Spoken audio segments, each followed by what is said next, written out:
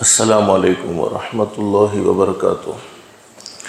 الحمد للہ وکفا وسلام علی عبادہ الذین اصطفیٰ، اما بعد، اعوذ باللہ من الشیطان الرجیم، بسم اللہ الرحمن الرحیم۔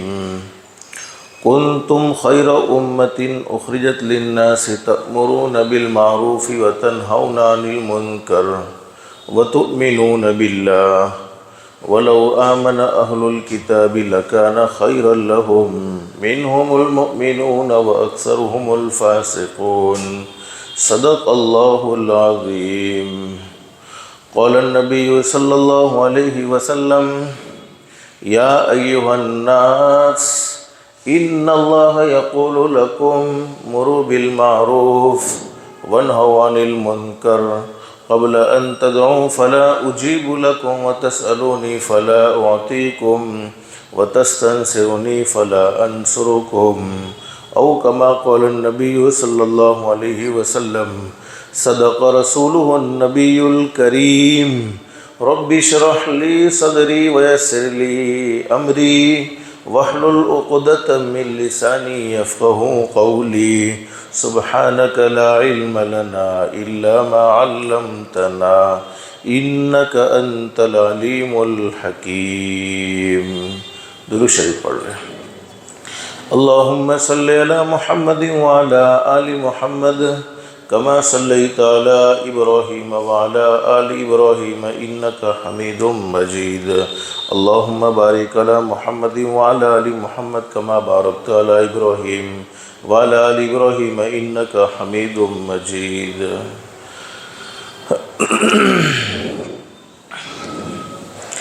حدیث کی ایک کتاب ہے مشکاۃ شریف، اس میں یہ حدیث موجود ہے۔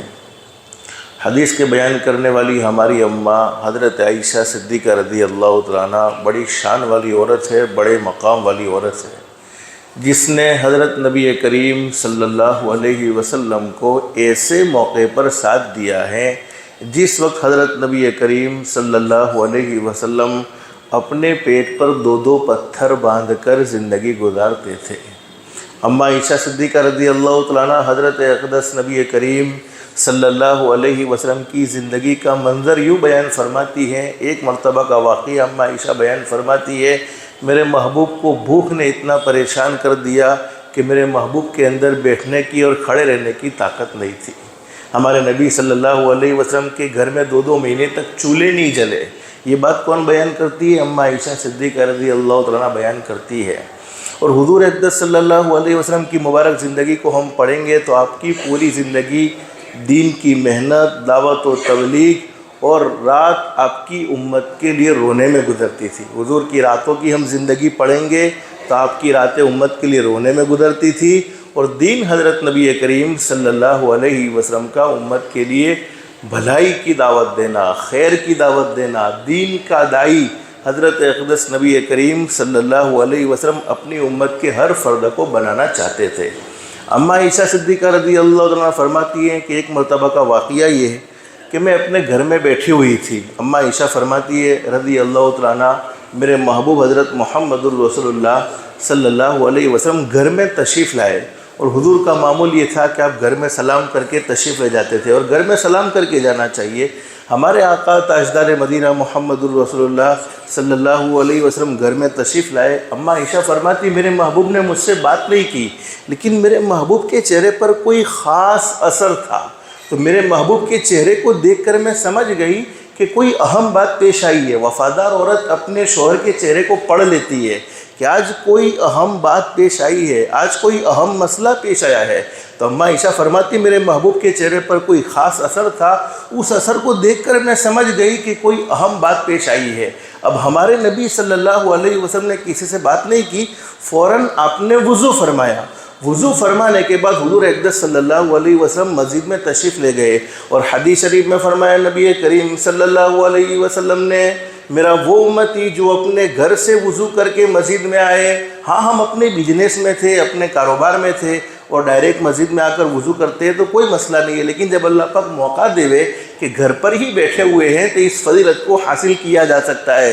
حضرت نبی کریم صلی اللہ علیہ وسلم نے ارشاد فرمایا، میرا کوئی امتی اپنے گھر سے وضو کر کے مسجد میں تشریف لائے، گھر سے وضو کر کے مسجد کے لیے نکلتا ہے تو اسے ایسا ثواب ملتا ہے جیسے حاجی حج کے لیے احرام باندھ کر بیت اللہ کے لیے نکلتا ہے۔ اب ہمارے آقا تاجدار مدینہ محمد الرسول اللہ صلی اللہ علیہ وسلم نے گھر پر وضو فرمایا، کسی سے بات نہیں کی، فوراً مسجد میں تشریف لے گئے۔ اما عائشہ فرماتی اس وقت گھر تو بالکل اٹیچ تھا، جوائنٹ تھا مسجد سے، کوئی دور تو تھا نہیں، بلکہ یوں سمجھو کہ دیوار بھی ایک ہی تھی۔ اما عائشہ فرماتی ہے کہ میں کھڑکی سے دیکھنے لگی اور دیوار کان لگا کر سننے لگی کہ میرے محبوب کیا کہنا چاہتے ہیں۔ حضور اقدس صلی اللہ علیہ وسلم فوراً ممبر پر تشریف فرما ہوئے۔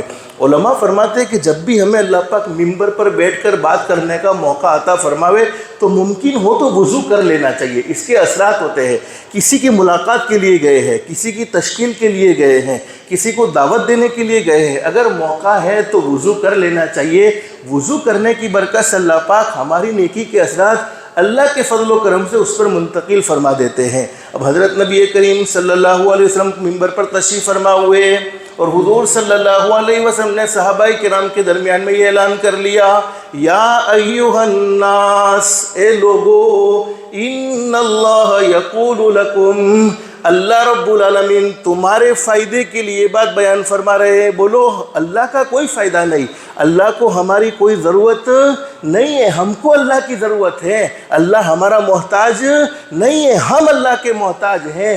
پوری دنیا اللہ کو ماننے والی بن جائے تو خدا کی خدائی میں بولو کوئی اضافہ، کوئی بڑھوتری نہیں ہوتی ہے، اور پوری دنیا اللہ کا انکار کر دے تو بولو خدا کی شان کوئی گھٹتی نہیں ہے۔ اللہ کی شان تو گھٹنے اور بڑھنے سے پاک ہے۔ فمن شاء فلیؤمن ومن شاء فلیکفر، اللہ رب العالمین کی شان تو وراء الورا ہے۔ تو حضرت نبی کریم صلی اللہ علیہ وسلم نے مسجد میں یہ خطبہ دیا، مرو بالمعروف، او لوگوں اچھی باتوں کا حکم کرو، اپنی زندگی میں بھی اچھی باتیں داخل کرو اور دوسروں کو بھی اچھی باتوں کا حکم کرو۔ اب آدمی اچھی باتوں کا حکم کب کر سکتا ہے؟ جب خود کی زندگی میں اچھائی ہو۔ مٹھائی آدمی کب تقسیم کرے گا؟ جب خود کے پاس مٹھائی ہو۔ بھلائی آدمی کب دوسروں کو دے گا؟ جب خود کی زندگی میں بھلائی ہو۔ مرو بالمعروف وانہوا عن المنکر، اچھی باتوں کا حکم کرو اور اچھی باتیں اپنے اندر بھی داخل کرو، بری باتوں سے روکو اور دوسروں کو بھی بری باتوں سے روکنے کا کہو، دوسروں کو بھی بری باتوں سے روکنے کا کہو۔ ہمارے نبی صلی اللہ علیہ وسلم نے ہمیں یہ حکم دیا، مرو بالمعروف وانہوا عن المنکر۔ اب حضرت نبی کریم صلی اللہ علیہ وسلم نے فرمایا، او میرے امتیو سن لو، تم اپنی نماز پر مطمئن ہو گئے کہ میں تو ماشاءاللہ 5 وقت کی نماز پڑھتا ہوں، میں تو روزانہ قرآن کریم کی تلاوت بھی کرتا ہوں، میں تو سورہ یاسین شریف بھی پڑھتا ہوں، تو نہیں، امت کی بھی تو فکر تمہیں کرنی ہے۔ ہمارے پڑوس کے بہت سے لوگ ایسے ہیں جن کو نماز کا نہیں معلوم، بلکہ میں یوں کہوں ہمارے شہر میں کئی لوگ ایسے ہیں جن کو ابھی صحیح کلمہ پڑھنا نہیں آتا، ان کو عقائد معلوم نہیں ہے، اللہ کے بارے میں کیا عقیدہ ہونا چاہیے نہیں معلوم ہے، حضرت نبی کریم صلی اللہ علیہ وسلم کے بارے میں کیا عقیدہ ہونا چاہیے نہیں معلوم ہے۔ تو فرمایا کہ اگر تم مطمئن ہو کر بیٹھے ہیں اور تم نے اچھی باتوں کا حکم کرنا چھوڑ دیا، بری باتوں سے روکنا چھوڑ دیا، تو ہمارے آقا تاجدار مدینہ محمد الرسول اللہ صلی اللہ علیہ وسلم اپنی سچی زبان مبارک سے یہ بات بیان فرماتے ہیں، وہ وقت بھی آ سکتا ہے قبل ان تدعو فلا اجیب لکم، تم اللہ سے دعائیں مانگو گے لیکن تمہاری دعائیں قبول نہیں کی جائے گی۔ آج بہت سے لوگ سوچتے ہیں کہ ہماری دعائیں قبول کیوں نہیں ہوتی؟ کبھی زندگی میں کچھ موڑ ایسے آ جاتے ہیں جس میں امر بالمعروف اور نہی عن المنکر کا چھوڑ دینا، ہم اپنی عبادت پر مطمئن نہ رہیں، بلکہ یہ ہماری ذمہ داری ہے، ہماری یہ ذمہ داری ہے کہ ہم بھلائیوں کا حکم کریں، برائیوں سے روکیں۔ تو فرمایا قبل ان تدعو فلا اجیب لکم، وہ وقت آ جاوے اس سے پہلے تم دین کی محنت میں لگ جاؤ کہ تم اللہ سے دعائیں مانگو گے، تمہاری دعائیں قبول نہیں کی جائے گی۔ وتسألونی فلا اعطیکم، تم اللہ سے سوال کرو گے تمہارا سوال پورا نہیں کیے جائے گا۔ وتسألونی فلا اعطیکم، تم اللہ سے سوال کرو گے تمہارا سوال منظور نہیں کیا جائے گا۔ وتستنصرونی فلا انصرکم، اور تم اللہ سے دشمنوں کے خلاف مدد مانگو گے لیکن تمہاری مدد نہیں کی جائے گی۔ تو میرے پیارو، اللہ کو بولو ہماری کوئی ضرورت نہیں ہے۔ قرآن کریم کے ایک مقام پر اللہ یہ بھی بیان فرماتے، یا ایھا الذین آمنوا ان تنصروا اللہ ینصرکم، اے ایمان والو اگر تم اللہ کے دین کے مددگار دیندار بن جاؤ.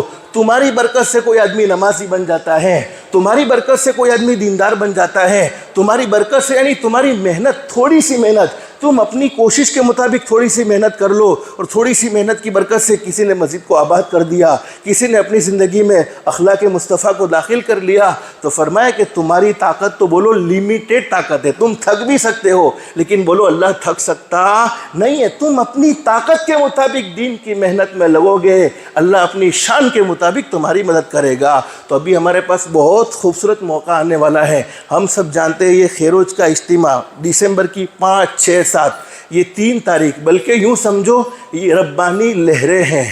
اگر آدمی اس کی قدر کر لے, یہ معمولی مت سمجھو, یہ وہ تو ہم ایک شریک ہو جائیں گے اور ہم وہاں جا کر بیان علماء کے سن لیں گے, لیکن اس کے پیچھے کتنی راتوں کی محنتیں ہیں, کتنے دین کی محنتیں ہیں, وہ تو وہ لوگ جانتے ہیں جنہوں نے محنتیں کی ہیں. تو میرے پیارو, وہ موقع ہمارے ہاتھ سے بولو غفلت میں گزرنا نہیں چاہیے, بلکہ ہم دعا بھی کریں گے کہ اللہ آنے والے اجتماع جتنے بھی ہیں ان کو کامیابی نصیب فرمائے, اور ہمارے ضلع کے اجتماع کو کامیاب کرنے کے لیے ہم جتنی کوشش کر سکے کوشش کریں گے, کہو انشاءاللہ. اور خود بھی شرکت کریں گے, اپنے محلوں میں بھی, اپنے گھر والوں میں بھی کوئی فرد ایسا باقی نہ رہے جو اجتماع میں نہ پہنچے. ہو سکے چلے کی جماعتیں بنے, 4 مہینے کی جماعتیں بنے, ہماری محنت سے کوئی ایک آدمی بھی دین پر چلنے والا بن گیا تو اللہ کی ذات عالی سے امید ہے یہ ہمارے لیے اجر و ثواب اور اللہ رب العالمین کی طرف سے نجات کا ذریعہ بن جائے گا. تو میرے پیارو اس کی کوشش کریں گے, گھر والوں کو بھی کہیں گے, مستورات کو بھی کہیں گے کہ اجتماع کو بھی کچھ دن باقی ہے, ہم اپنی محنت جتنی تھوڑی بہت کر سکے اپنی حیثیت کے مطابق, اللہ کی ذات علی سے امید اللہ اپنی شان کے مطابق ہماری مدد فرمائے گا. بس اللہ سے دل سے دعا کر لو, اللہ ہم سب کی دنیا بھی بہتر سے بہتر بنائے, آخرت بھی بہتر سے بہتر بنائے, اللہ کے احکام کے مطابق حضرت نبی کریم صلی اللہ علیہ وسلم کے طریقے کے مطابق زندگی گزارنے کی توفیق و سعادت نصیب فرمائے. اللہ پاک ہم سب کو کہنے سننے سے زیادہ اخلاص, استخلاص اور استقامت کے ساتھ عمل کی توفیق نصیب فرمائے. آمین یا رب العالمین. وآخر دعوانا الحمدللہ رب العالمین. جن کی سنتیں باقی وہ سنتیں پڑھ لیں, جو سنتوں سے فارغ ہو گئے دعاؤں میں, درود شریف میں, استغفار میں لگ جائے. استغفر